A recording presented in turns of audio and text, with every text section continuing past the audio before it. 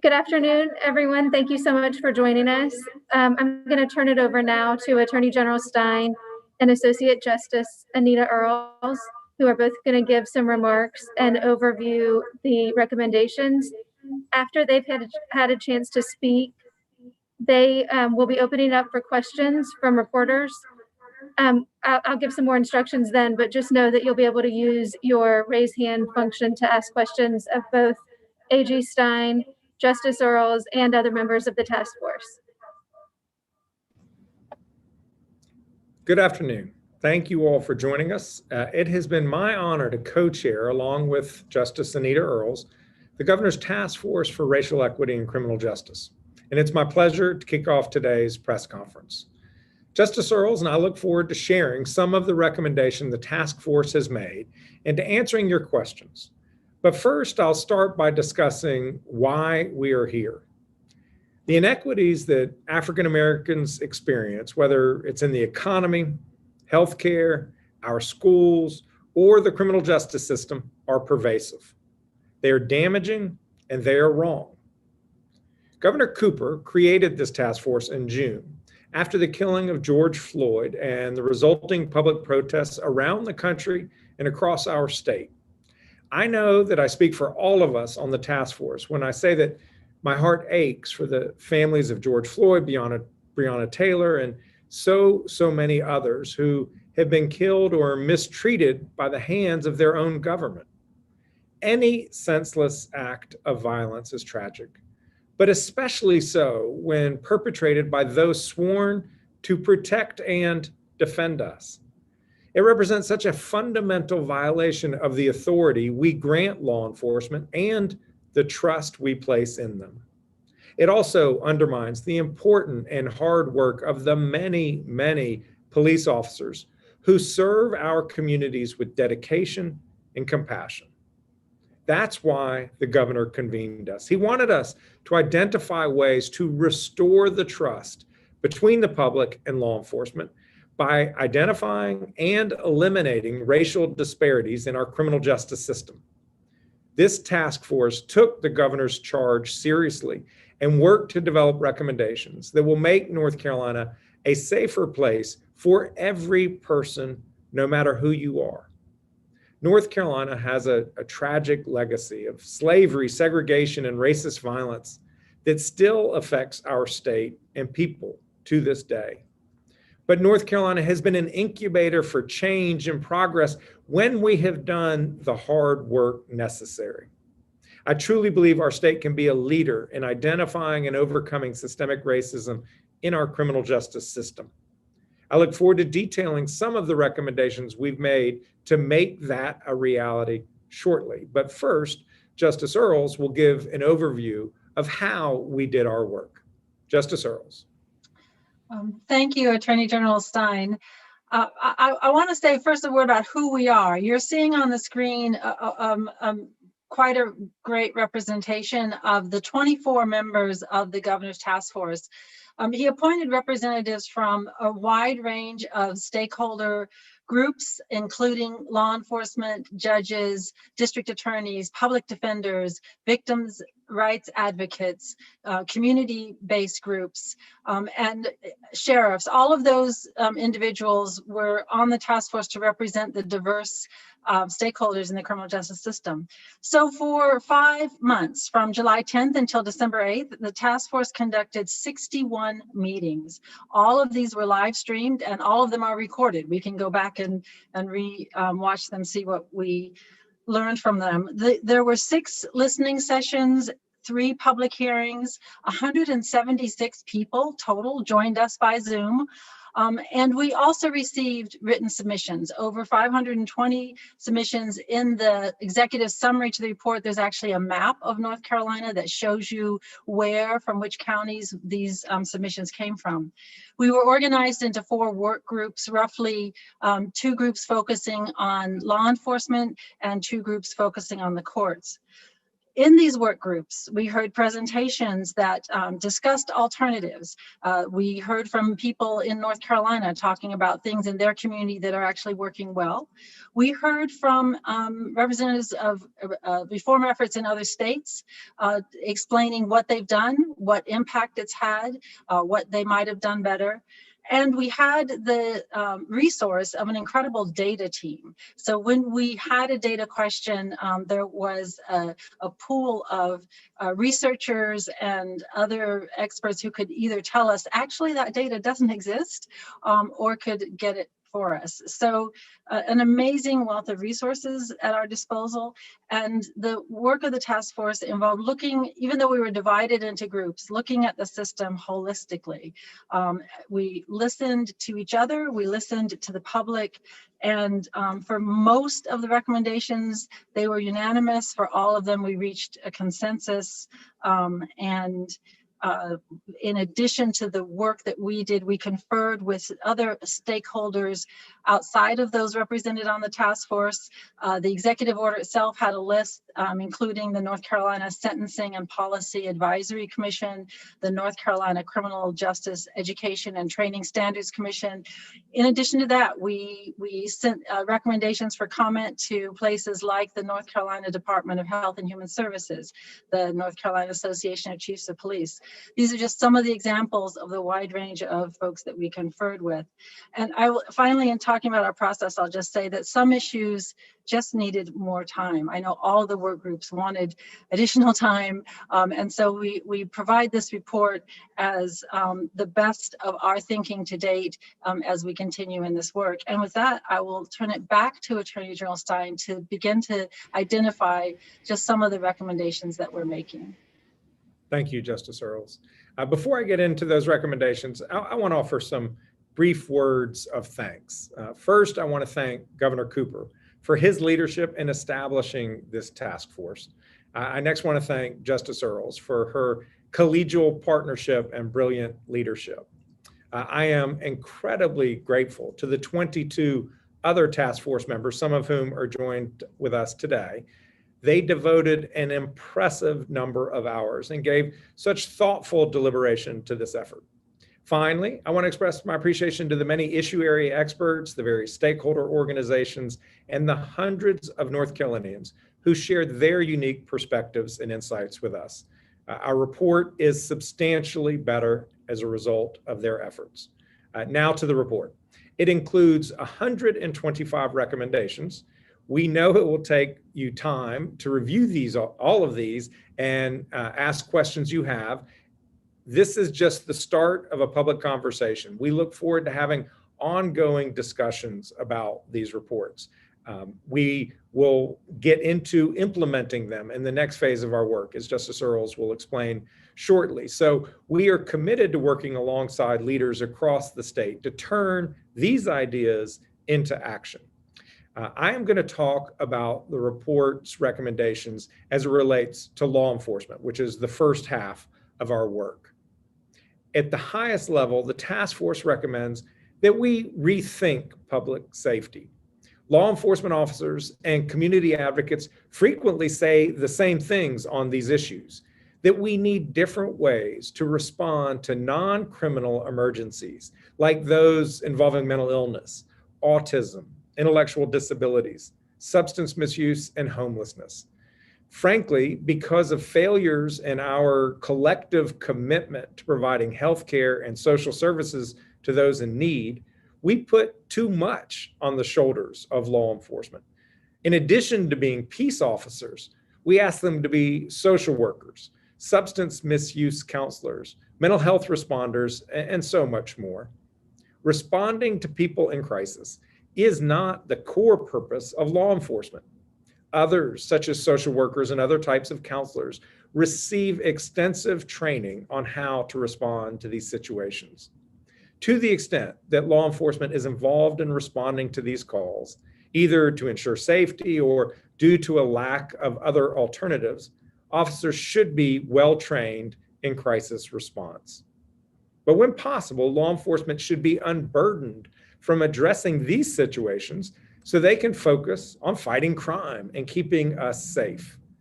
We also recommend a renewed embrace of community policing, whereby law enforcement is constructively engaged with residents of the neighborhoods they protect in order to foster trust and better fight crime. Of course, we can't talk about racial equity in the criminal justice system without discussing use of force. It's what sparked this task force into existence. We recommend that law enforcement agencies ban the use of neck holds, that they develop policies to require officers to intervene when they see another officer using excessive force, and then to report that incident to supervisors. And to reduce the school to prison pipeline, we recommend raising the age that a student must be to enter the juvenile justice system from 6 to 12 years old. Currently, the age of juvenile jurisdiction in North Carolina is 6, the youngest in the entire country. We also recommend that principals and guidance counselors sign off anytime a school resource officer decides to involve the criminal justice system in a student's punishment. We want to make sure that we don't turn a discipline problem, best handled by schools and parents, into a matter involving the criminal justice system unless it's absolutely necessary. We have also developed recommendations to ensure that officers are accountable and transparent to the communities they serve. We recommend that when an officer uses inappropriate force, management intervene early to nip that behavior in the bud. If the officer continues to abuse his or her authority, then they need to find another line of work without a badge and a gun. Abuse of power should be grounds for suspension, revocation, or denial of certification by the Training and Standards Commissions. We also recommend that they develop a statewide database to improve certification reporting to avoid what's called a wandering officer, when someone has had a history of bad or dangerous behavior and bounces from one department to another. The task force also recommends that all agencies use body cameras and dash cameras to improve transparency and increase accountability. I was talking with a sheriff last week who told me that he loves the body cameras his deputies wear because it serves to protect both the public and his officers. The video is objective. And finally, we recommend that the legislature allow local governments to create civilian oversight boards to review use of force incidents and data, including any video of those incidents. To achieve our goals for law enforcement, it is critical that we have that we recruit and train the kind of officers who will put public safety ahead of all other goals. That includes recruiting diverse officers who reflect the communities they serve, and who come at this work with the right mindset to serve as guardians rather than warriors. To that end, we recommend that the state expand the CJ Fellows Program to all 100 counties in North Carolina. This program pays back school loans for 2 years of community college for recipients who work in law enforcement for 4 years here in North Carolina. We also recommend developing recruitment best practices that can be shared with law enforcement agencies across the state. Finally, we have to train officers to help them succeed at what is an incredibly challenging job. That includes updating basic law enforcement training and ongoing in-service training to include subjects such as ethics, race equity, implicit bias, emotional intelligence, mental health, de-escalation of conflict, crisis intervention, proper use of force, and duty to intervene. It's important to note that as of today, these are just recommendations. We look forward to working alongside leaders in the legislature, the courts, the Department of Public Safety, local governments, law enforcement agencies, and for my own part, the Department of Justice, to make these recommendations a reality. There is much work more to be done, and I'm going to turn it back now to Justice Earls, who will talk about specific recommendations and our goals for implementation regarding the courts. Justice Earls. Thank you. And yes, I'm just going to hit on a few highlights, but just as we looked at reimagining public safety on the policing side, we also looked at restorative justice practices as an alternative model for the criminal justice system. And one of the recommendations does suggest that there needs to be increased funding for these community-based restorative justice practices. In terms of what does happen with the system, we are recommending that the legislature decriminalize possession of up to 1.5 ounces of marijuana. This is one area where we definitely had racial data. In 2019, we know that 61% of those convicted of possessing up to 1.5 ounces were non-white. And that's even though all of the research shows that whites and non-whites use marijuana at roughly the same rates. And it impacts a lot of people. There were over 10,000 people convicted of possessing up to 1.5 ounces of marijuana after 34,000 people were charged. So that means 6,000 of those 10,000 were people of color. Decriminalizing that will help with the issue of the criminal justice system not providing racial equity. We also suggest on the decriminalization side that we reclassify class 3 misdemeanors that do not impact public safety as non-criminal civil infractions. So things like sleeping in a public place, or begging, or driving while license revoked, as long as it wasn't revoked for impaired driving, that there are a number of class 3 misdemeanors. Some of them come from local ordinances that do not need to be made crimes. Another area that we looked at is how do we reduce the number of people who end up spending time in jail because they can't post a cash bond. And this is an area where our statutes say one thing, but our actual practice is very different. The recommendation is that we eliminate cash bail for class 1, 2, and 3 misdemeanors, unless there's a clear issue of public safety. And that when defendants are detained pre-trial, that we hold mandatory preventative detention hearings within 5 days with the right to be represented by counsel. There are several other recommendations relating to bail, but those are some of the key ones. Once someone is in court, and if they are going to have a trial, we know the importance of having a racially representative jury. So there are a number of recommendations that seek to better achieve that goal, including expanding the jury list sources. We need to have much better data collection and more transparency about how jury lists are composed, as well as who ends up on our juries.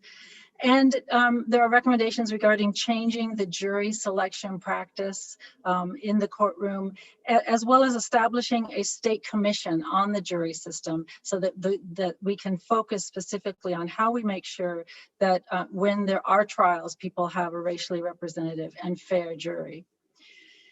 We then looked at what happens after there is a finding of guilt and an assessment of fines and fees. And what we know is that these fines and fees can follow people for years and years. And so we make recommendations that the court should assess a defendant's ability to pay prior to levying fines and fees. Since 1995, the fee for district court has gone up from $41 to $147. That's a 260% increase. And that's just one of the fees that you pay. You pay a fee for community service. You pay a fee if you need time to pay your fee. So we also recommend that some of these court fines and fees be reduced, that we eliminate the installment pay fee, which is $20 a day. That was assessed over 162,000 times last fiscal year, and dispersed over 2.99 million to the state's general fund, coming from people that often don't really have the ability to pay these fines and fees. I think what that recommendation and many others illustrate, and what we knew across the board, is that we have an overall need for better data collection and reporting. So a section of our report goes through each stage of the criminal justice system and identifies where we need better racial data collected and how we can make that data more transparent. So finally, let me say that as we are going forward, our work now looks towards implementation. And I think one of the unique tools we have is a chart of all the recommendations that identifies at least our initial strategies for how they might be implemented. Some of them could be implemented in multiple ways, and those are just a starting point, but I think it will be very helpful to see kind of where we are going from here. But we also know that there are additional issues that we didn't have enough time to discuss. So our work continues through the end of 2022, and we are moving now to a phase to looking to implementing these changes. I want to also highlight finally the recommendation that this work needs a permanent commission. We will do our best in 2 years, but the system was created in more than 2 years, and we think continued monitoring of the recommendations that are adopted and continued examination of these issues should be something that we do on a permanent basis. And so there's an appendix that has a lot more details about what a permanent commission on racial equity in criminal justice might look like. I also, of course, add my thanks to all those that the Attorney General gave. And let me specifically thank our work group chairs, 3 of whom are here. Mayor Mitch Colvin of the Mayor of Fayetteville chaired one of the working groups. Secretary Hooks chaired a working group. Representative Marsha Morey chaired a group, and Attorney Henderson Hill.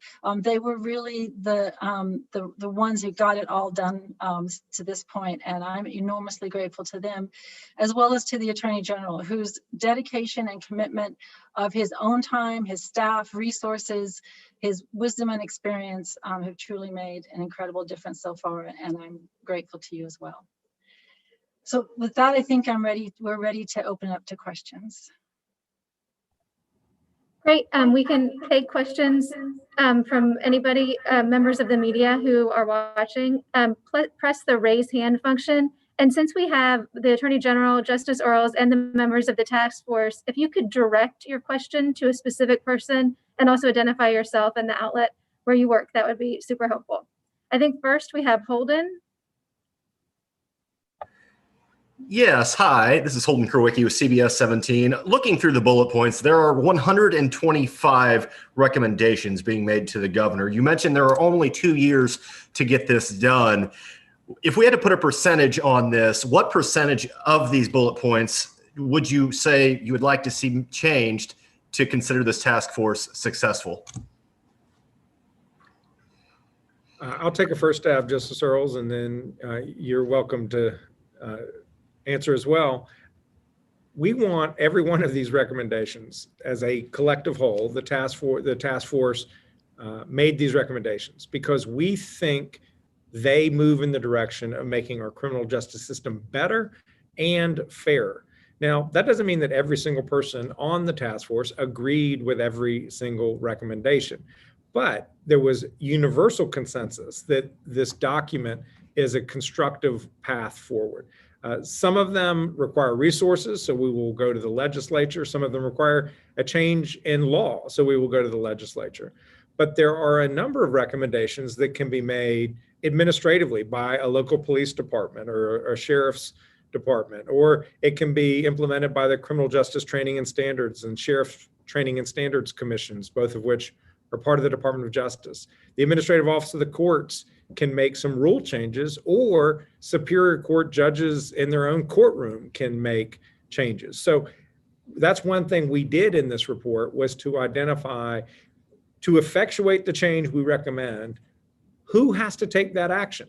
And that's what our work for the next 2 years is going to be. We're going to reorganize ourselves as a task force with new committees, subcommittees that are focused on squarely on this issue of implementation. Some will be focused on administrative, others will be focused on legislative, and others will be focused on the courts. And so we're going to work hard to try to make this vision of this report a reality for the good of all. I would just add that some of the recommendations are going to be more impactful than others. So merely counting up what we do isn't really a true measure of our success. And I think what measures our success ultimately will be the data that shows that we've reduced and ideally ultimately eliminated racial disparities in the system. And just as an example, we heard from folks in New Jersey, they implemented many bail reforms. They reduced the number of people in their jails, but they didn't change the racial disparities of who was in their jails. So they're working on what does it take to change the racial disparities. So I think we have to be looking at the outcome measures, and ultimately it's the lived experiences of the people of North Carolina that will tell us whether we have been successful. We have a question from Gary Robertson. Yeah, can you hear me, Josh? Yep. Can you hear me? Yes, sir. Okay. You're obviously a veteran of the legislative process. It's difficult to get anything through there, let alone over 100 different recommendations. Are you concerned that there's a lot of things in here that just will not be able to find consensus in a legislature that is not your party and may not be as open to the sorts of sweeping changes that the recommendations entail? We look forward to working with the legislature. Not all of the 125 recommendations require legislation, just a subset of them. And we look forward to working with the legislature, with the other stakeholders who have important perspectives on the criminal justice system to find out where there is common ground so we can move together in a collaborative fashion.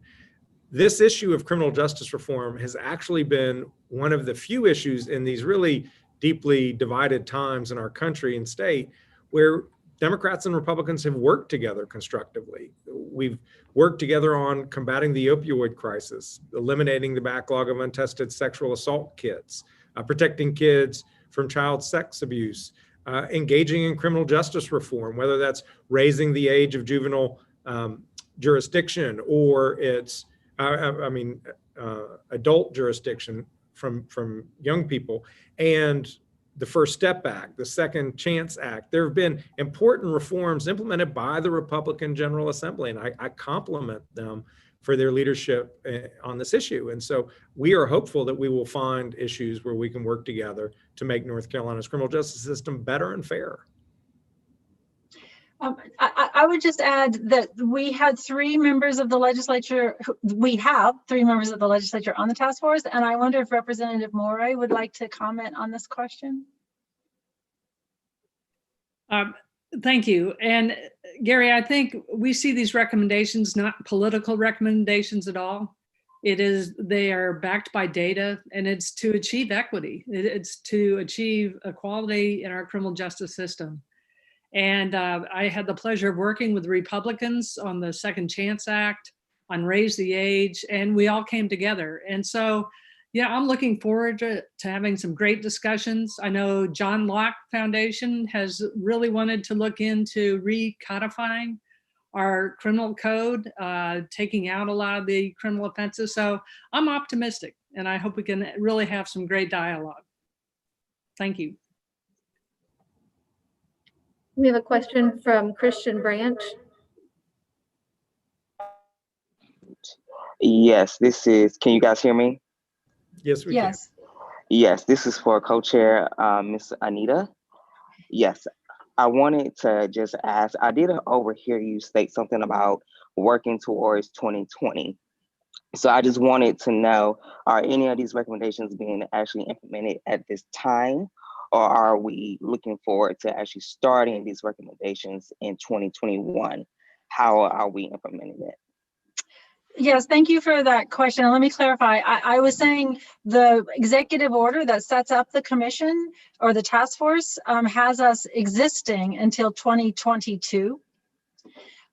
We did make some recommendations early on in this process, and there has been progress towards some of those. I'm thinking, for example, there was a recommendation about the Administrative Office of the Courts needing to keep certain data, keep certain racial data, and there's been it's ongoing, but that is being implemented. Some of the recommendations about the law enforcement practices, and in particular, the duty to intervene and the duty to report.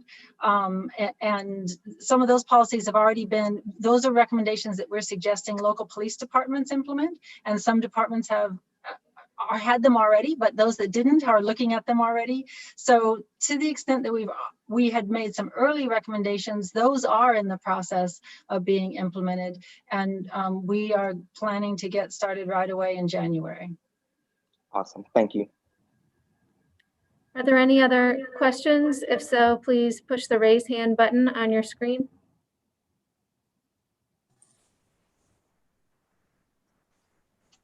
Gary, do you have a follow-up? Yeah, I wanted to ask something for Henderson Hill, if he's available.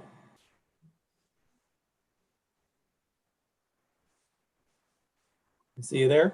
He's unmuting it. Yeah, okay. Gary, I'm trying to find my voice. I think I found the mute switch. Okay.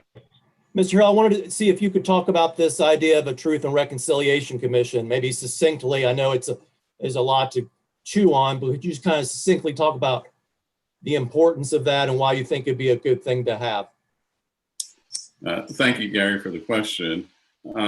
It took us 400 years to get to a legal system that was grounded on racism and white supremacy. You're not going to undo that in 5 months, 5 years, or a generation. It's a process. And I think what the Truth and Reconciliation process is, it says before you can fix or correct, you've got to speak truth. And I think many of the problems we face, whether it's police violence in the Black community, whether it's extreme sentencing like juvenile life or the death penalty, they grow out of a legacy of the Black codes, of the period of enslavement, of Jim Crow.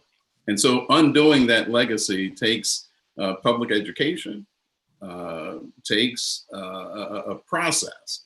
And I think what was good about the task force, it began that important discussion. I think it will transform into a commission that will look at some of these larger issues. 125 recommendations sounds like a lot, but in fact, it's a start along this path that the governor has called us to take. So I'm encouraged by this important, worthy effort that the report reflects.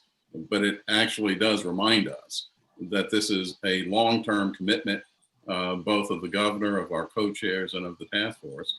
And I was pleased to participate in this process. Thank you. Will Michaels? Yes, thank you. Will Michaels with WUNC. You all said that you came to a unanimous agreement on many or most of these items, but I was wondering if y'all might be candid about some of the things you didn't agree on. Maybe as an example of one or two things that did not come to a unanimous agreement on, but eventually came to a consensus, and how you came to that consensus. Well, I'll just say there is a record of that because in our meetings, we voted in our meetings on the individual recommendations, and we tried to report out verbally whether or not a particular recommendation was unanimous. We amended certain recommendations during the meeting. So you're testing my memory to find one that wasn't unanimous, but I have one example, Anita, which was the marijuana discussion. There was consensus that, but not universal consensus, that as long as the law stays exactly the way it is, that law enforcement could de-emphasize arresting, and district attorneys could de-emphasize prosecuting those cases. Then it came to the issue, well, what should the law be? There were a number of people on the task force who were ready to embrace full-scale legalization of marijuana, but there were others who weren't comfortable at this moment going that far. But what became clear through the data and our discussions was the incredible disparate treatment that Black people experience as it relates to marijuana law enforcement than white people do. The usage rates, as Justice Earle said, is essentially the same among white people and Black people.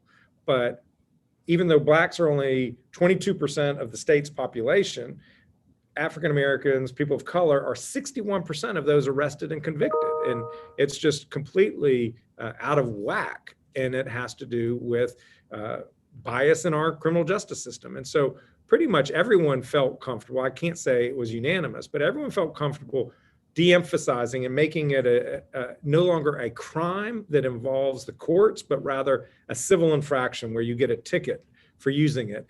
But then we were ready to go to study this issue of legalization. If we weren't ready to embrace it as a task force, we know that this is a public health challenge, a public safety challenge, a racial equity challenge, and we suggest a group that's created to of those folks to look at that question through those lenses. And I think that's a good example of a compromise of how kind of different viewpoints on an issue ended up reaching to a consensus position. Will Doran?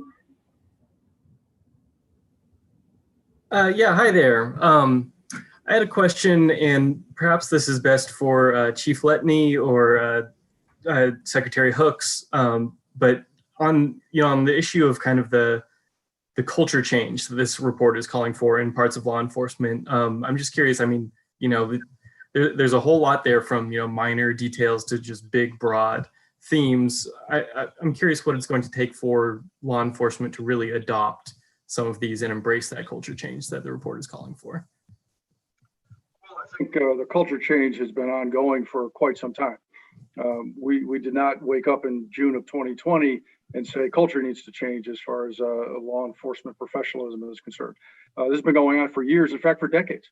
The international accreditation program through CALIA has been gaining new clients across the country and beyond since they started meeting in the late 1970s. We are fortunate that across our state, that we have several agencies that are part of that and have risen to that standard. However, there is an expense to that. There is an awful lot of staff time that goes into that as well. And so North Carolina has embarked upon their own program that will be much more cost effective and much more accessible to the smaller agencies or all agencies. But most agencies across the state are smaller in size, and they don't necessarily have the resources to pull in those best practices, those leading policies, that networking that helps develop the policies and procedures and so on that effectively change the culture. So through the work that's been going on now for a couple of years through training and standards and the North Carolina Department of Justice, we are getting much more closer to that goal. And the task force talked about a lot of our recommendations really should fall under the umbrella of the state accreditation program. So not only does that help smaller agencies and all law enforcement leaders understand these tested best practices and standards, it gives a method for implementing as well as a method for review and showing compliance. And across the board, that's one of the ways that culture will certainly change across the state. But it has been going on for quite some time. The duty to intervene, it's been talked about, some of the other things, banning chokeholds and so on, that's been well entrenched in many agencies across North Carolina for years. So where it is not entrenched, where it is not part of culture, that's where it needs to change. And law enforcement is embracing of that across the board and looking at what are those best practices that we can all help each other work on through all these different perspectives that we're learning to make sure that what we do is not only appropriate, it's constitutional, and it is equitable to all of our people. I think I will join in with the chief. I think he has articulated it extremely well. And just as Mr. Hill said at the beginning, we didn't get here overnight. And so we are certainly traveling on a journey, but a lot of those professional efforts, they are reflected in a lot of law enforcement public safety agencies around the country. The problem is it's certainly not universal. And so in North Carolina, we are trying to make these policies, practices, and a whole different orientation of looking at a number of things through a lens of racial equity more universal. And so that has to be achieved, both by individual policy initiatives from within the departments, legislation, and resources. And the energy that this task force has brought to achieve that has been extraordinary. And so we continue on that journey. We're not there yet, but we have taken some important steps to get there through this process. Virginia Bridges. Good afternoon. Can you hear me? We Yes. can. Okay, this question is for Chief Letney. The Sheriff's Association has come out with their own report, and they are opposed to changes to use of force, SROs, and the Sentinel reviews. Does the Association of Chief of Police also have concerns about those recommendations? And how do you think that y'all will be able to bridge that gap? So I don't speak for the North Carolina Association of Chiefs of Police, although I am a past president, and I have been part of their work group that was doing parallel work that the Sheriff's Association was doing as well. So the State Chiefs Association report has been made public. I believe it was in July or August or so. So I would refer you to that document for the official position of the state chiefs. But I can say that the leadership of the State Chiefs Association are very much open-minded to how can we best deliver professional public safety services. We will not always agree with everyone's idea of how to do that. And we all come from different perspectives and different experiences. So one of the huge benefits of this task force was getting all those perspectives and experiences into the conversation, where we could look at things like the topics that you mentioned, the Sentinel event reviews, the SRO issues, and so on, from various perspectives, and look at where do we want to go. And this again is not one of those overnight discussions or overnight decisions. It needs more research. It needs to be fully fleshed out. And there are many methods of how to do that, and everybody will have their own opinion of what is best. But at the end of the day, that a group of very diverse people could come to consensus on an issue with a path forward, I think is historic and very important to the work that this task force will continue to do over the next few years and then beyond. Sergeant Garton, would you like to address either the law enforcement culture issue or the perspective of law enforcement on the report as a whole? Thank you, Mr. Attorney General. I'll just add that change is sometimes difficult for anyone to, or any organization to take wholeheartedly, and to say that there are probably going to be some minor grumbles about some of the recommendations that we made. It goes with the territory of trying to implement wide-reaching organizational change throughout any organization, let alone all the law enforcement agencies throughout North Carolina. However, I think once the agencies start to really get the nuts and bolts of what we have all kind of worked together to suggest, I think they'll find out that the change is not as daunting of a task as it may seem. I think organizationally and widespread, the consensus of what we have been able to accomplish will be greatly accepted amongst the vast majority of law enforcement agencies. And it's going to be one of those things that's going to take time to implement, but I don't think there will be a wide rejection of it at all. Thank you. Christian, did you have a follow-up?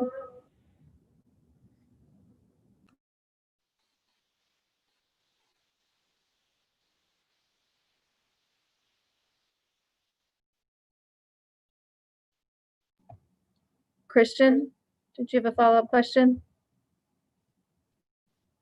I did. Attorney General? Yes. Hello? I'm sorry, Yes, sir. I just had a question to ask you. Prior to the start of the conversation, I remember you said something about law enforcement needs to be trained on how to handle certain crisis issues. So I was wondering, especially with the result of certain things that happen, especially with the African American community and the police, what actual training, exercises, what is really being done? What are you guys really recommending for our officers who are part of the force in North Carolina? How are you guys really adjusting to that? How are the officers really being trained?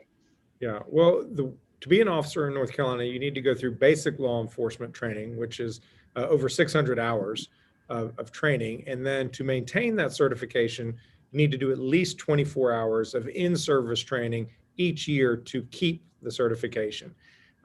What we are asking the Criminal Justice Training and Standards, Sheriff Training and Standards, which set the broad parameters, is to look at certain topics to ensure that they are required courses.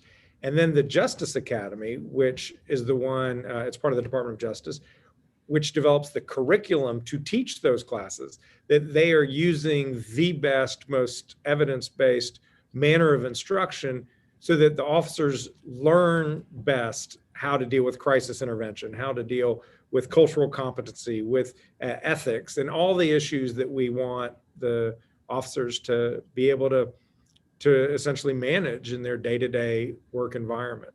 So it's about reviewing the curriculum and making sure that the courses actually get the information imparted to the officers along the way. Thank you.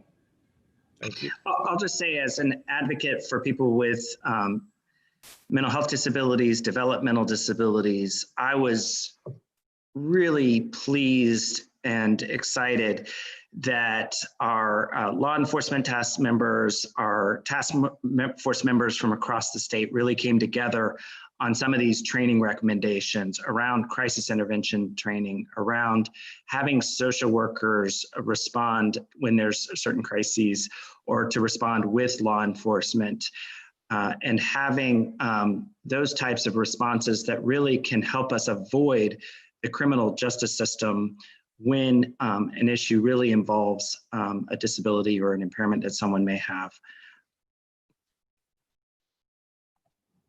Thank you, Tally. I believe that concludes the questions we have for today. There will be a video of this press conference available on the North Carolina Department of Justice Attorney General's Office YouTube page, where you can pull that down for any reporters who would like to revisit it or use it for their broadcast. If you have any additional questions, feel free to get in touch with me, and I can try and connect you with a member of the task force or whoever you have a question for. Otherwise, thank you so much for joining us today.